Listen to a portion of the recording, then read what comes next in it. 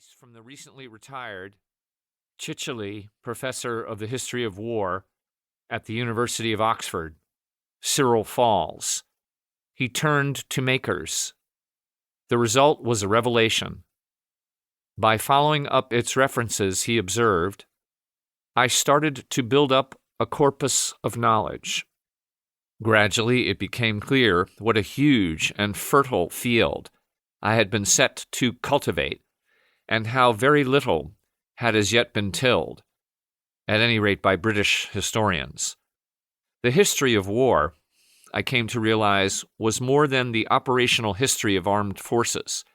It was the study of entire societies.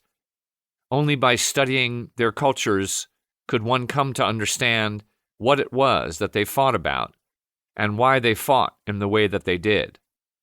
Further, the fact that they did so fight had a reciprocal impact on their social structure. I had to learn not only to think about war in a different way, but also to think about history itself in a different way.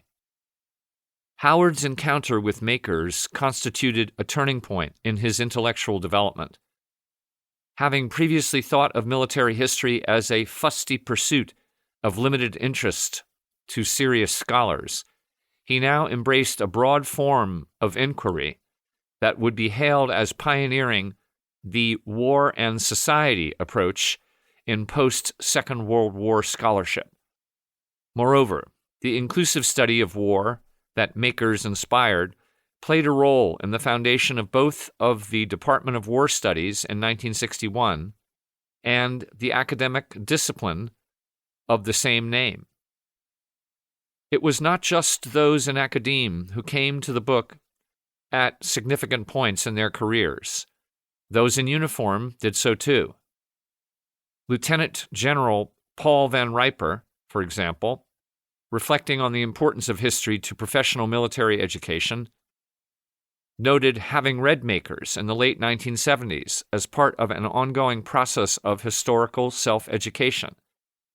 Following completion of the Command and Staff course at a U.S. Naval War College, reoriented towards an historical curriculum in the aftermath of the Vietnam War.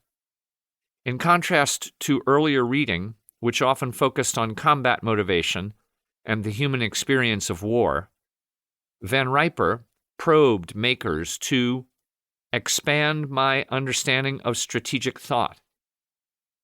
In 1991, Alan Grotman, a retired USAF colonel turned professor, described the book as an old friend, entirely read several times, reread in part a dozen times, and mined for highlighted ideas before lectures or seminars 100 times.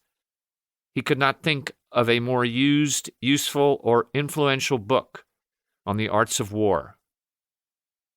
Not only did makers appeal across the academic and military worlds, the book, along with its editor, Edward Mead Earle, has been credited for its role in establishing new disciplines.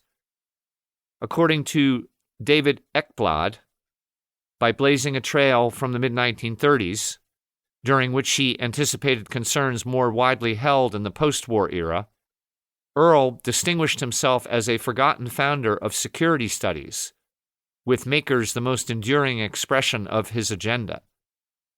In a similar vein, Andrew J. Basevich has written that the origins of strategic studies can be traced with some precision to a seminar organized in 1941 by the scholar Edward Mead Earle at the Institute for Advanced Study in Princeton, and that the chief product of Professor Earle's initiative was a collection of remarkable essays published 2 years later under the title Makers of Modern Strategy.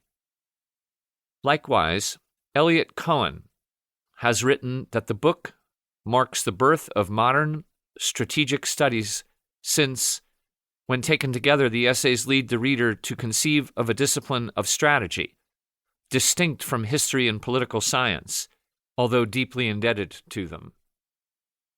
Sir Hugh Strachan contends that it was the standard